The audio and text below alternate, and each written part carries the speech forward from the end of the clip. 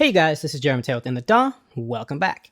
And today we are going to be taking a look at another piece of gear from PreSonus, and that is going to be the PreSonus StudioChannel. Now, a couple months back, PreSonus sent me the Studio Live 24R, which is their Series 3 rack mount mixer. And this was a loaner unit, meaning that I had to send it back after I was done with my reviews and videos. And I ended up really liking this thing. It was very, very, very flexible. It was extremely clean sounding, and it was extremely reliable. So I ended up paying for it and buying it. And that got me thinking, what other pieces of gear does PreSonus make that is worth your time and worth your money? So I looked into their catalog and I saw the PreSonus StudioChannel. This is a channel strip that has a preamp that also has a drive section for the built-in AX7 tube. This also comes with a VCA compressor and a very flexible 3-band EQ. A cool thing is you can send the EQ before and after the compression. You can bypass each individual section, and it does have mic and line inputs as well as a DI input in the front. You also have outputs which are mic and line, and the only thing I wish it had was an unbalanced through so that you can maybe send your DI into it and then have a clean DI going out into an amp or something like that. Besides that, I really can't fault this thing. It's not really missing anything. It has everything like phantom power, phase inversion, a high pass filter at 80 Hertz, and a pad built into it. And honestly, it's just really, really good.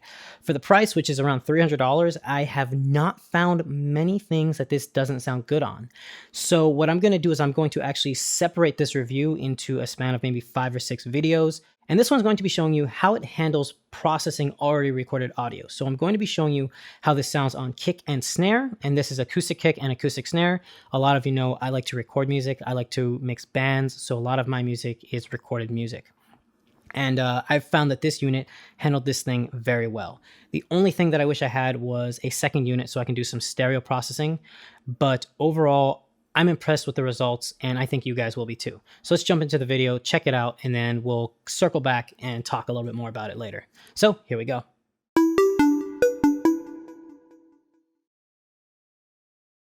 All right, you guys. So as you can see right here, this is the PreSonus StudioChannel. Now in the front, you get the instrument input, which is essentially your DI.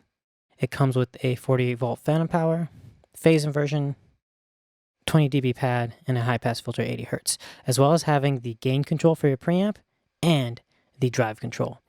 Moving on to the compressor, we have threshold, ratio, attack, release, and the output gain knob, as well as a soft knee button, auto attack and release button, a EQ and compressor swap button, and the gain reduction meter. We also have the button to bypass the compressor on and off, as well as the button to turn the EQ on and off. The low frequency band of the parametric EQ has a frequency and gain selection, as well as a peak and shelf button. The mid section has frequency, gain, and Q control, and the high shelf has frequency, gain, and a peak or shelf button. The final thing we have in the front of the unit is the output gain, but keep in mind that the back of this unit has mic and line outputs and inputs. This is going to be how you go to and from this unit. Now, that's going to be it for this section. Let's go into the DAW and check this out. We have this on a snare and a kick drum. Let's start off with the snare drum and let's take a listen to it without any processing whatsoever.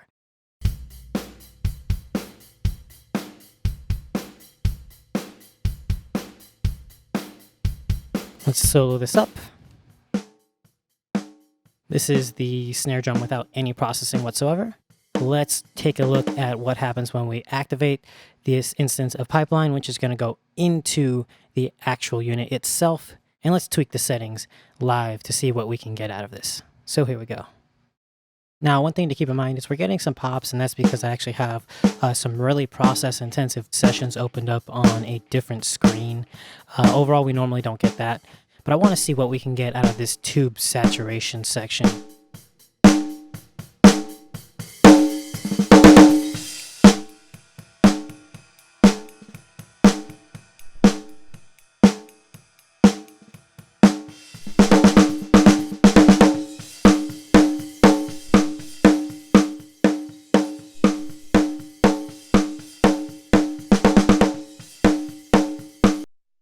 Having the drive set all the way up is really, really cool. It adds a lot of color, and you can really hear it bite down on those transients. Next, let's spend a little bit of time dialing in exactly how much saturation we want.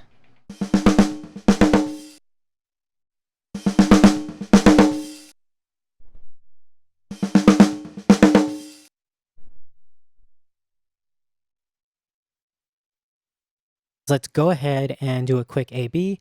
I'm going to play back something somewhere where we have a more active snare drum so we can really hear what's going on. And we're going to listen to the before and the after. So here we go. This is with the saturation. We're going to adjust the output gain to make it match the input gain.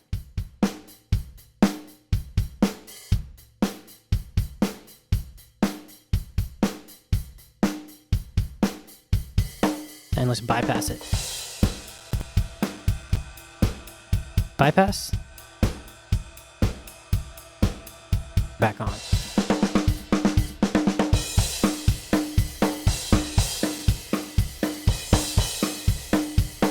So you notice we're going to get a much more aggressive sound. I really like it. It sounds like tube saturation, and it sounds like we're hitting a piece of gear pretty hard, which is something I really, really like. So next what we're going to do is we're going to dial in some compression. So let's set our threshold. Let's change our meter to gain reduction, and let's take the compression out of bypass. We're going to be testing the soft knee and the hard knee, as well as the auto time. And then we're going to be dialing in the custom time for the attack and release to get a very snappy sound. So here we go. Let's start off with the soft knee. Let's try the auto time.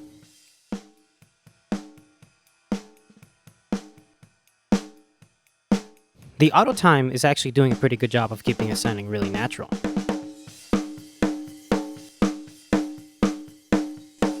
Let's try bypassing the unit itself. What I want to do is I want to see how aggressive we can get with this VCA compressor. So we're going to take this out of auto, we're going to leave soft knee off, and we're going to dial this in by ear, and I want to try to get a very snappy and aggressive sound out of this.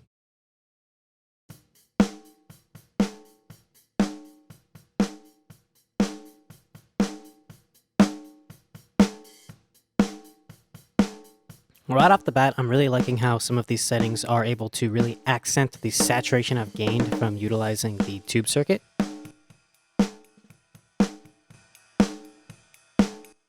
Let's bypass the unit completely. Now let's go ahead and take a look at the EQ section and dial in a very aggressive and snappy sound.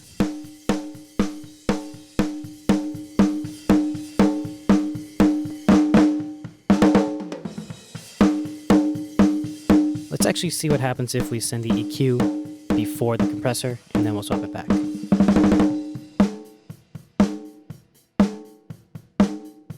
I really like this low band. It's very smooth. Let's try the mid band, and this is where we're going to really get some more detail going on.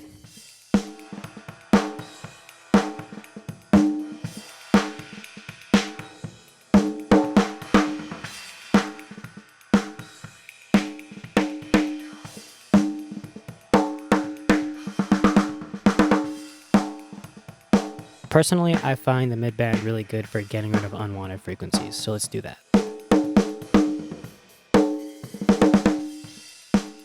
Let's bypass it.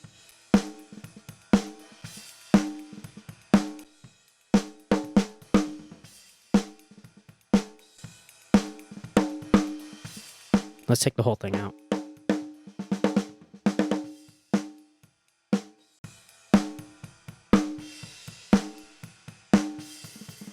And let's take it out of solo.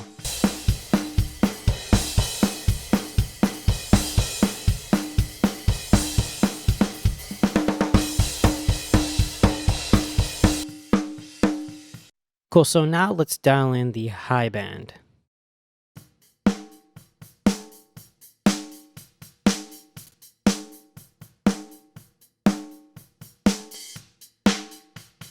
I noticed that when you turn it into bell, it automatically sounds much more aggressive, where the shelf is a very smooth lift of the high frequencies.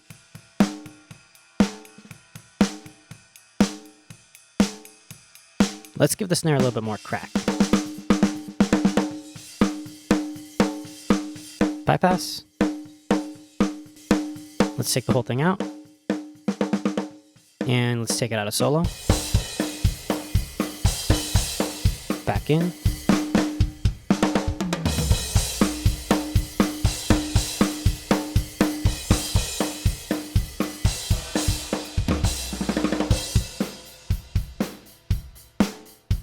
has a lot more aggression and it's cutting through a lot better. And if we invert the phase, it sounds perfect. Okay, I'm really happy with that. So what we're going to do is I'm going to print this down and patch this into my kick drum. And we're going to check out how this is going to sound on the kick next. So here we go. All right, so seeing as how we've really shown you how to dial things in the last section, in this one we're just going to see how this sounds. And I want to really dial in some saturation and see what type of grit we can get from it. So here we go.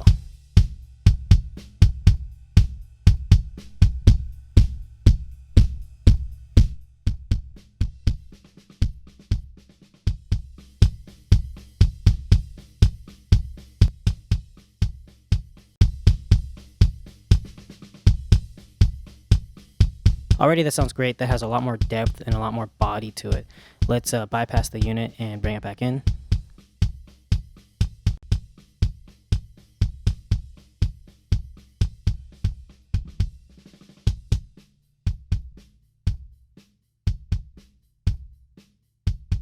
One thing is we have the EQ and compression already engaged. Let's take them out.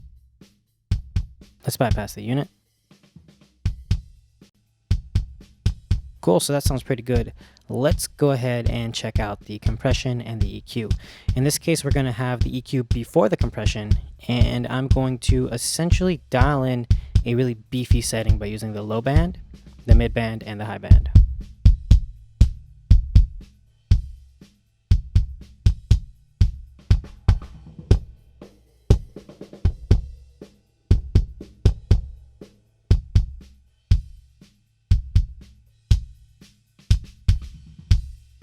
All right, so really quickly, you're going to notice that I've gotten some pretty usable results in only a few seconds. Let's try engaging the compressor and dialing in the type of settings that we're going to use. In this case, let's check out the auto mode and see how this sounds.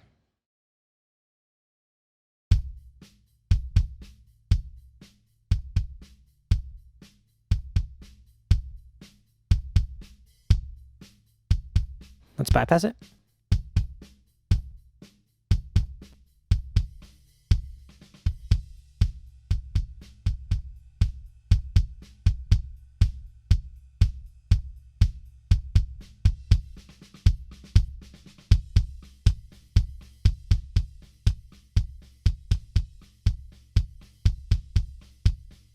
That's the before.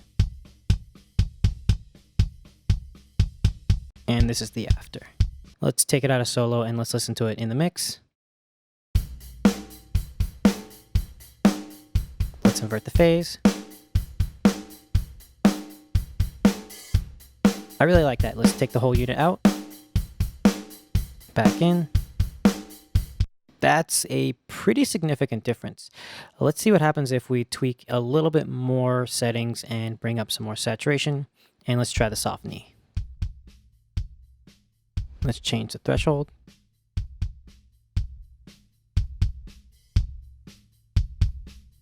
The soft knee kind of gives it a more pillowy kind of sound.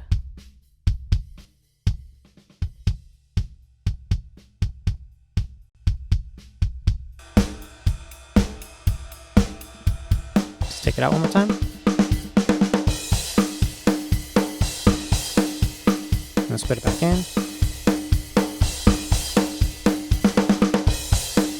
Now that sounds really good. And the reason why I'm inverting the phase is because when you do a lot of processing, especially when you're going out and back in, you're going to have some phase changes. So I want to make sure that it's in phase. Overall, I'm extremely impressed with this thing. And as you can see for this particular section, I'm not really spending a lot of time talking about everything that I can do. But now I'm really showing you how fast you can get a very usable sound out of this thing.